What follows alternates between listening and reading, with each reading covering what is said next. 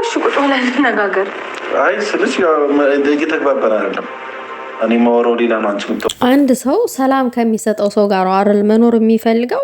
ስለዚህ እኔ ሰላሜን ፈልገዋለሁ፣ በራሴ እጅ ሰላሜን ማጣት አልፈልግም እያለች ነው አይደለ ሩታ።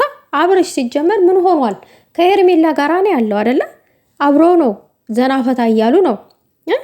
ኤፍሬም ምንድነው የማያገባ ቦታ ገብተክ ሊቷን እንደዚህ እንትን የምትለው?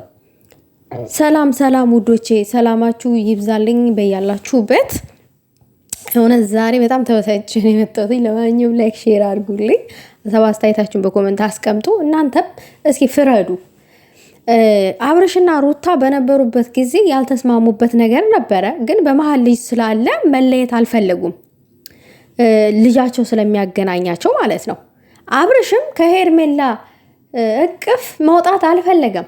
ዛሬም እንደምታዩት ቤቷ ድረስ ጠርተው ሄዶ አብሮ ምግብ አዘጋጅታለት በልተው ጠጥተው ቢጃሜ ያምራል እያለች እያሽኮረመመችው አይተናል። ሁላችንም ያየን አይተናል። ቪዲዮውን ያየን አይተናል። አይክ ቢጃማ ነው የለበስኩትኝ ሁሉ ነገር የሚያምርብኝ እያለች ራሷን ስትቆልል ነበረ። ረካሽ ሴት ናት ራሷን እንደዚህ የምትቆልለው። በቃ ሌለ ወንድ ልጅ ከወደዳችሁ ካፈቀራችሁ ራሱ ይነግራችኋል። ግድ እዩልኝ ብለሽ አይደለም፣ ራሱ ያይሻል። ሲወድሽ ራሱ አይኖቹ ክፍት ይሆናል፣ ልቡም ክፍት ይሆናል። አንቺ ግን በግድ እዩልኝ እያልሽ ነው የሰው ባል እያማለልሽ። ነገር ግን ደግሞ አቶ ይፍሬም ሩታ ከቤት ያባረረችው ይመስል አብርሽን ለምን አብራችሁ አትኖሩም? ለምንድነው እንትን ቤቱ ይበቃችኋል ምናምን እያለ ጨቀጭቃታል። መጀመሪያ ማንን መናገር እንዳለብና ማንን ማስተካከል እንዳለብክ ለይተ እወቅ። መጀመሪያ በቅድሚያ ማለት ነው።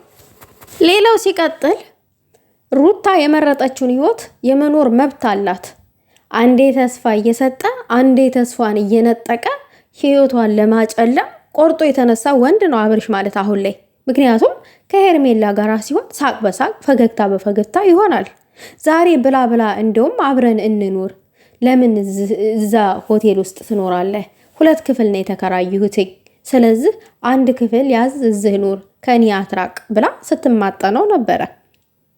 2 ክፍል የተከራየችው ሲጀመር ሄርሜላ አስባበት አቅዳ ነው።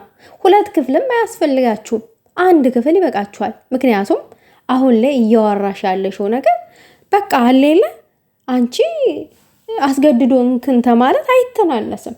የለበስኩት ቢጃማ ያምራል እንዴት ነኝ ብለሽ እያሽኮረመምሽው ነው ያለሽው። በግልጥ ፍላጎትሽን እየነገርሽው ነው ያለሽው። ስለዚህ ምንም ሊሆንልሽ አይችልም። ተመችተሽዋል አሁን ላይ። እኔ ገር ኤፍሬም በዚህ ልክ ሩታን እንደ ጥፋተኛ እንደ በደለኛ ሴት አድርግሃት ለምን አብራችሁ አትኖሩም?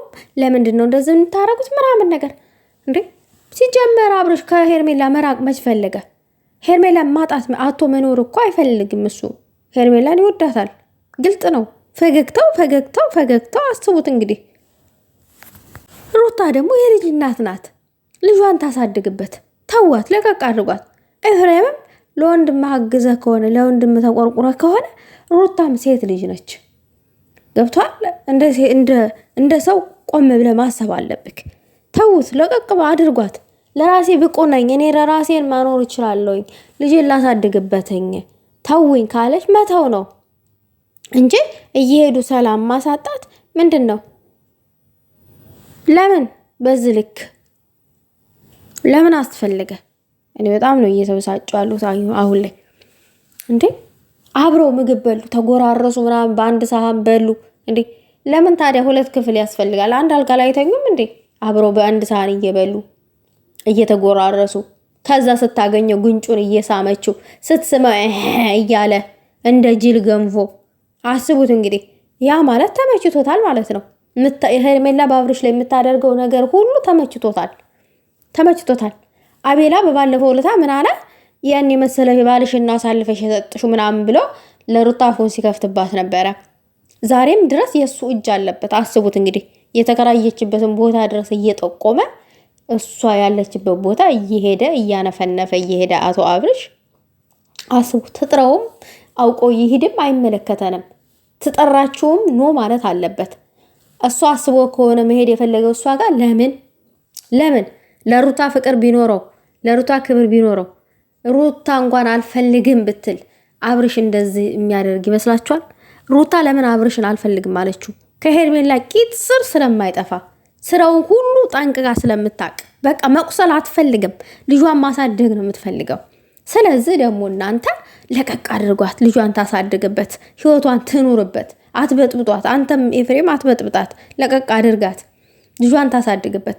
እሱ እንደፈለገሽ ኮሌሌ ይላልና እሷ እዛ ጋር በቃ ሌለ ራሷን ጥላ ተጨንቃ ምናምን እንድትኖር አታድርጓት። ትኖርበት በቃ ከልጇ ጋር ደስተኛ ሆና ልጄ ማሳደግ ይችላለሁ እኔ ብቻዬን ብቁ ነኝ ለልጄ ካለች በቃ መተው ነው። እዚህ ጋር እየመጡ እሷ መረበሽ ምን የሚሉት ነው? አብራችሁ ኑሩ ምናምን ለምን እንደዚህ ይሆናል ምናምን ወቀሳም ነቀፋም አያስፈልግም። በሩታ ላይ በቃ የማይሆነ ህይወት ውስጥ ኑሪ ቆይ ማለት ማስገደዱ እንደኔ እንዳዩትና እንደተረዱት ልክ አይደለም። በእኔ ልክ አይደለም፣ በእውነት ልክ አይደለም። እንደዛ አይደረግም። ሲጀመር እውነት ሩታን አታስገድዷት።